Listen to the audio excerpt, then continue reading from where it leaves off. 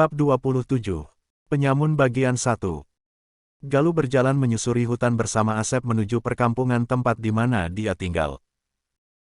Si Hawk masih tetap ikut, kini dia berada dalam gendongan Asep. Asep sangat senang menggendong kucing gemuk yang sangat lucu itu. Pikirannya menduga-duga, Galuh adalah salah satu anak bangsawan atau saudagar kaya, karena memiliki peliharaan yang sangat lucu dan langka. Melihat dari penampilannya, memang Galuh seperti apa yang dipikirkan Asep, bahkan seperti anak raja. Dia mengenakan pakaian rapi berwarna biru langit yang indah, dengan rambut panjang diikat teratur ke belakang. Wajahnya sangat tampan memancarkan karisma bagai bangsawan. Namun, anehnya dia tidak mengenakan perhiasan berupa emas, giok dan sebagainya seperti anak bangsawan lain. Hanya terdapat cincin mengkilap berwarna perak saja yang menyarum di jari manisnya. Cincin tersebut sangat menawan di jari pemuda itu, dengan sedikit pola berwarna emas seperti tulisan kuno yang tidak dapat Asep baca. Saat Galuh dan Asep sampai di tempat yang dituju, perkampungan tengah kacau berantakan. Terlihat asap hitam membumbung tinggi dari beberapa bangunan yang telah terbakar, terdapat banyak tangisan wanita yang meratapi kematian suami dan saudara mereka. Ada sekitar 30 mayat laki-laki berbagai usia berjejer di tempat itu, yang sengaja para warga kumpulkan untuk dikuburkan bersama-sama. Para penyamun marah dan membunuh setiap laki-laki yang mereka tanyai. Dari keterangan warga, penyamun itu awalnya datang untuk mengambil hasil panen dan para gadis. Namun, tiba-tiba mereka marah menanyakan seorang anak kecil yang memakai pakaian berwarna hitam, usianya sekitar 11 tahun. Para warga kelihatannya sangat geram menyalahkan anak tersebut, andai mereka tahu bahwa anak yang dicari para penyamun itu ada di sini, maka entah apa yang akan mereka lakukan kepada Asep. Asep terlihat mengepalkan kedua tangannya kuat, dia merasa bersalah, marah, kesal dan takut atas semua ini. Beruntung pakaian yang dia kenakan telah diganti oleh Galuh Wardana sewaktu di dalam hutan, karena pakaian sebelumnya telah rusak banyak koyakan. Apakah paman tahu atau mengenal salah satu penyamun yang menyerang kampung ini? Galuh mulai bersuara. Tidak Kisanak, kami hanya tahu para penyamun itu rutin datang kemari setiap 1 bulan sekali, salah satu warga menjelaskan. Kami biasanya selalu menyembunyikan para gadis di desa ini setiap 1 bulan sekali ke dalam hutan. Itu cukup berhasil mengurangi korban gadis di desa kami. Mereka akan membunuh siapapun yang berani melawan, untuk itulah selama ini kami selalu pasrah tanpa dapat berbuat banyak, tutup warga yang menjelaskan itu. Ternyata, warga yang menjelaskan tersebut merupakan kepala desa bernama Wajo, dan perkampungan ini bernama Desa Marosabo. Awalnya, Desa Marosabo adalah perkampungan yang damai dan sejahtera dengan sebagian besar warganya merupakan petani. Kedamaian itu berubah sejak para penyamun mulai menjarah desa mereka setahun yang lalu. Kini, Desa Marosabo menjadi desa yang miskin dan serba kekurangan, setiap hasil panen penduduk selalu saja dirampas oleh penyamun. Pernah beberapa kali kepala desa menyewa pendekar untuk menghadapi para penyamun itu, namun setiap pendekar yang dia sewa selalu saja mati di tangan mereka. Kami beberapa kali ke Kadipaten mencoba meminta bantuan, namun selalu saja tidak dapat bertemu dengan Tuan Adipati. Hanya Senopati Anomlah yang selalu menemui kami, dia berjanji akan menyampaikan masalah kami ke Tuan Adipati, tetapi sampai sekarang tidak pernah ada bantuan dari pihak Kadipaten. Kepala Desa Wajo kembali menjelaskan. Kali ini Galuh dan Asep sedang berada di kediaman kepala desa, setelah menguburkan para warga yang meninggal, Galuh diajak kepala desa untuk singgah di kediamannya. Apakah kepala desa tahu di mana para penyamun itu bersembunyi? Tidak Den, saya tidak tahu, namun kami melihat mereka selalu datang dan pergi dari arah Bukit Lebong. Setelah lebih teliti memperhatikan penampilan Galuh, kini kepala desa Wajo memanggil dia, dan karena penampilannya seperti putra bangsawan. Memang Galuh lebih terlihat seperti anak bangsawan daripada seorang pendekar. Di mana, dia tidak membawa satupun senjata di pinggangnya. Bukan dia tidak memiliki senjata, karena di dalam cincin pusakanya terdapat ribuan jenis senjata yang berbeda-beda. Bahkan, beberapa di antaranya senjata kelas pusaka, seperti salah satunya senjata Kurambiak kembar milik Raden Birawa yang dia simpan setelah berhasil membunuhnya. Hanya saja, Galuh lebih suka membunuh musuh dengan tangannya daripada memakai senjata. Baiklah Paman Wajo, saya pergi ke Bukit Lebong untuk memastikan penyamun itu, kata Galuh singkat seraya berdiri. Tidak Den, Itu sangat berbahaya. Mereka sangat sakti dan kejam. Kepala Desa Wajo sangat terkejut mendengar Galuh akan pergi ke Bukit Lebong. Di mana? Bukit itu berupa hutan lebat yang terkenal angker dan jarang terjamah manusia. Ditambah, jika benar para penyamun itu ada di sana ini sangat berbahaya. Tidak apa paman, aku dapat menjaga diri, Galuh menjawab singkat. Siapapun tidak ada yang mengetahui dia seorang pendekar jika tidak melihat dirinya bertarung. Galuh dengan rapi telah menyembunyikan kekuatan kanuragannya, hingga tidak dapat dibaca atau diketahui orang lain. Tidak banyak pendekar yang mampu menyembunyikan tingkat kependekarannya, terlebih sampai titik terendah seperti Galuh. Itu semua karena Galuh telah sangat ahli mengolah energi di dalam tubuhnya, memakai sebuah teknik yang dia pelajari dalam Kitab Nirwana. Asep hanya menyimak bersama si Hawk, tanpa berani mengucap sepatah kata apapun. Hanya dia yang tahu seberapa kuat Galuh Wardana, karena telah melihatnya bertarung bahkan Galuh mampu melayang di udara. Setahu dia, tidak pernah dia mendengar ada pendekar yang mampu terbang seperti Galuh.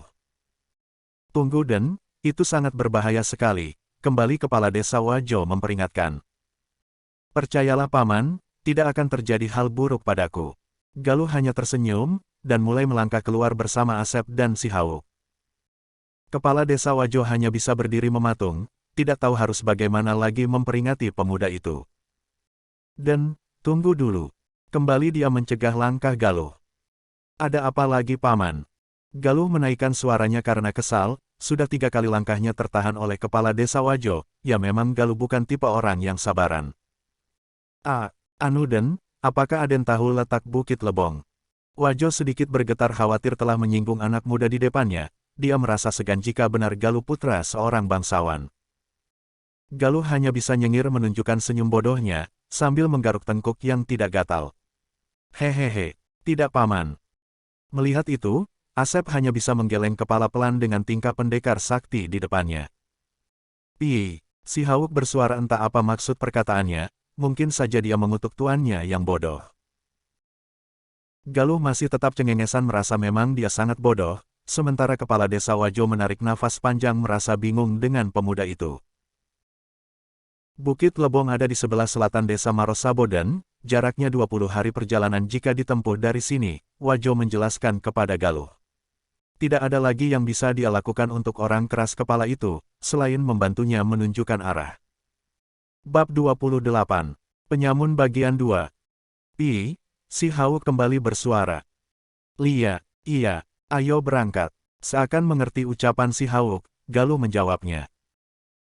Terima kasih Paman Wajo, dan ini ada sedikit bekal, kuharap Paman menerimanya, semoga bisa membantu mengembalikan perekonomian Desa Marosabo ini. Galuh memberikan kantong berukuran cukup besar, entah sejak kapan dia membawa kantong itu, tidak ada yang tahu. Dia kemudian berjalan bersama 2 temannya meninggalkan kediaman kepala desa, dan mulai hilang di kegelapan. Memang, suasana di sana telah menjelang tengah malam. Alangkah terkejutnya Kepala Desa Wajo saat membuka isi kantong yang diberikan Galuh. Seketika dia ambruk berlutut berlinang air mata kebahagiaan. Bagaimana tidak, di dalam kantong itu terdapat ribuan koin emas. Di mana, 1 koin emas setara dengan 100 koin perak yang mampu membeli 5 ekor sapi dewasa. Kepala Desa Wajo semakin yakin, bahwa sosok Galuh pastilah anak bangsawan, tapi tidak. Dirinya tiba-tiba bergetar berkeringat dingin, mengingat tidak mungkin anak bangsawan memiliki harta sebanyak ini. Tiba-tiba pikirannya menerawang dan sesaat membenturkan keningnya ke lantai. Aku memang bodoh, pemuda itu pastilah pangeran kerajaan. Jika benar, aku telah lancang tidak menyambutnya. Galuh berjalan menyusuri kegelapan bersama Asep dan si Hawk, entah kenapa harimau kecil itu tidak mau kembali ke dalam cincin pusaka Galuh. Sep, berapa jauh lagi rumah kamu dari sini? Tanya Galuh menuju rumah Asep. Setelah melalui pesawahan ini kita akan sampai Kak, jawab anak laki-laki itu. Sudah dekat, ayo. Benar saja, setelah melewati pesawahan mereka sampai di sebuah gubuk sederhana milik Asep dan ibunya. Tempat tinggal Asep ternyata berada jauh di ujung pesawahan, dan berbatasan dengan hutan. Dia tinggal berdua bersama ibunya jauh dari pemukiman penduduk yang lain. Sep, kenapa kamu tidak tinggal di perkampungan seperti yang lain, di Desa Marosabo? Tidak Kak, kami orang miskin yang tidak memiliki lahan, kami hidup dari hasil menjual kayu bakar pada para penduduk. Asep menjawabnya lirih. Benar Den, tapi kami cukup bahagia hidup di sini, selama masih dapat menjual kayu dan dapat makan. Namun, akhir-akhir ini sangat sulit menjual kayu bakar, karena masyarakat Marosabo sedang sama kesusahan akibat para penyamun, Ibu Asep ikut menambahkan. Penyamun itu, Galuh mengepalkan tangannya marah, ikut merasakan penderitaan rakyat akibat orang-orang itu. Jangan khawatir Bu, aku akan mencari para penyamun itu, agar tidak membuat keresahan lagi, ucap Galuh. Tidak Den, katanya mereka sangat sakti, itu sangat berbahaya. Jangan khawatir Bu, Kak Galuh ini adalah pendekar dan juga sakti, kata Asep. Sep, pindahlah ke perkampungan hidup di sana dengan yang lain. Ini bekal untuk kalian membeli lahan dan membangun rumah, untuk para penyamun, biar kakak yang tangani. Galuh bangkit untuk melanjutkan perjalanannya. Ini, Asep dan ibunya terkejut mendapat 1000 koin emas dari pemuda di hadapannya. Tidak Den, ini banyak sekali, kami tidak dapat menerimanya, dengan cepat Ibu Asep menolak pemberian Galuh. Dia berpikir dengan uang sebanyak itu, mungkin semua bekal pemuda ini yang dia berikan. Tidak Bu, mohon terimalah, ini mungkin akan bermanfaat bagi kalian. Galuh melangkah berjalan keluar gubuk milik Asep, meninggalkan uang itu untuk mereka. Asep sebetulnya ingin ikut dengan Galuh, namun segera Galuh tolak, dengan alasan agar menjaga ibunya yang sudah tua. Sebenarnya, dia tidak ingin Asep ikut bersamanya karena perjalanan yang akan dia tempuh sangat berbahaya. Ibu dan anak itu hanya dapat menangis haru menerima pemberian Galuh. Mereka berterima kasih dan mengantar pemuda itu keluar dari gubuknya, memandangi punggungnya sampai dia hilang di keremangan malam. Setelah agak jauh dari gubuk Asep, Galuh melanjutkan perjalanannya dengan terbang melesat menembus rerimbunan pohon. Pagi hari di wilayah kerajaan, Perlak, seorang pemuda tengah berjalan santai ditemani 2 ekor kucing gendut mengekor di belakangnya. Terkadang kucing itu berlompatan kecil, berguling saling menerkam satu sama lain. Membuat sang pemuda tersenyum melihat tingkah mereka. Mereka berjalan menyusuri hutan melewati sungai kecil yang airnya sangat jernih. Galuh berhenti sejenak untuk beristirahat menikmati air sungai yang terasa menyegarkan. Pi, si bodas mencebur ke dalam air, sesaat kemudian keluar membawa ikan besar di mulutnya. Tidak mau kalah, si Hawuk juga ikut mencebur ke dalam sungai. Pi, tergesa-gesa dia keluar dari dalam air, terlihat kepiting besar menggantung mencapit erat di ekornya. Sontak semua itu membuat Galuh tertawa terpingkal-pingkal. Pi, si bodas menyeringai melihat tingkah bodoh adiknya. Pi, si Hawuk melompat-lompat di bawah kaki tuannya, dengan cepat Galuh melepaskan kepiting besar itu, membuat harimau kecilnya duduk dengan lemas. Pi, kau memang konyol Hawuk, hahaha. Galuh tertawa lagi melihat wajah kesal harimau kecilnya, yang kini tengah duduk di atas batu besar. Pi, hahaha, kau benar. Seakan mengerti, Galuh membenarkan ucapan harimaunya, dia yakin, si Hawuk kini sedang kesal dan mengutuk dirinya karena mereka sama konyolnya. Pi, si bodas kembali membawa 2 ikan besar di mulutnya, dan dia letakkan di atas batu. Kau memang pintar, Galuh memuji harimau kecil putihnya, kemudian dia mengambil kayu untuk membakar ikan tersebut. Mereka kini sedang asyik menyantap ikan yang telah Galuh bakar, si Hawuk dengan rakus menghabiskan jatah ikannya. Dia melirik ke kiri dan ke kanan, kemudian hendak menyambar ikan milik kakaknya, namun segera ditepis oleh si bodas. Pi, hahaha, kau sungguh tidak pernah kenyang ya, ini makan bagianku. Pi, dengan cepat dia menyambar ikan jatah tuannya yang tinggal setengah. Setelah menikmati ikan bakar, Galuh tiba-tiba terbang melesat ke atas meninggalkan teman harimaunya. Dia mencium bau amis darah dari kejauhan. Benar saja, di hulu sungai tidak jauh dari sana terlihat tubuh manusia mengambang terbawa arus. Dengan cepat Galuh menyambar tubuh itu membawanya ke pinggir sungai, tempat di mana kedua harimaunya tengah makan. Tubuh itu Galuh baringkan di atas batu besar dekat dengan kedua harimau kecilnya. Galuh segera mengecek nadinya dan ternyata orang itu masih hidup, dia adalah pria bertubuh kurus berusia sekitar 20 tahun. Di punggungnya terdapat sebuah anak panah menancap cukup dalam. Pi, woi jangan makan orang ini, dia bukan makanan. Galuh cukup gemas melihat kedua harimau kecilnya menjilati tubuh orang yang saat ini tidak sadarkan diri itu. Pi, si Hawk kemudian meninggalkan tubuh tersebut dengan kesal dengan ekor bergoyang. Galuh mencabut anak panah itu dari punggungnya, terlihat darah merah merembes dari lubang bekas anak panah tersebut. Dengan cepat dia alirkan tenaga dalam untuk menutup pendarahannya, luka di tubuh orang itu seketika mengering. Setelah setengah hari tidak sadarkan diri, orang yang ditolong Galuh perlahan sadar. Tolong! Saat matanya terbuka, dia kaget melihat dua ekor kucing bertaring panjang sedang menjilati wajahnya. Pria itu mundur menggusur tubuhnya ke belakang dengan susah payah.